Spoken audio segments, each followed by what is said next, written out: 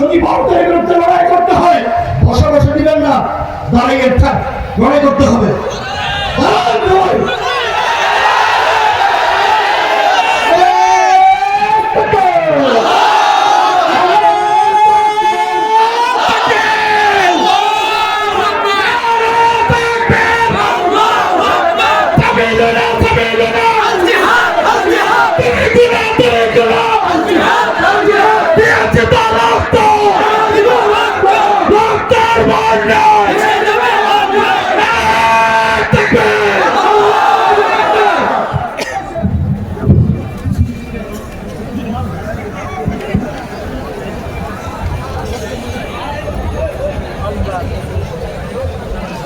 শক্তি দুর্বল হয়ে গেছে।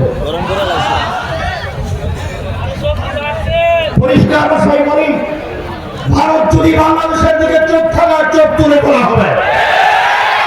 বাংলাদেশকে যে হাত পাস করতে হবে সেই হাত ভেঙে দিতে হবে। আমরা ব্রিটিশ সাম্রাজ্যবাদীর লড়াই করে রক্ত দিয়ে আমাদের একাবেলা এদেশকে ব্রিটিশ মুক্ত করেছেন।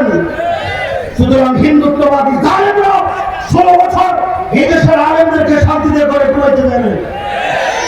এই দেশে ইসলাম নিয়ে স্বাধীনভাবে কথা বলতে দেয়। ভারতের আমির বাবুকে দুকে দুকে মেরে মারা হয়েছে। আমরা মানুষের চাষিকে হত্যা করা হয়েছে। সুতরাং তাদের সাথে কোনো আপোষ হবে না।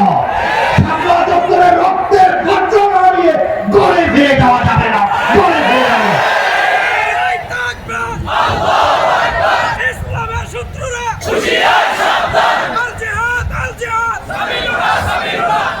শোনেন, শাপলা চত্বরের বিচার নিয়ে তালবাহার শুরু হয়েছে।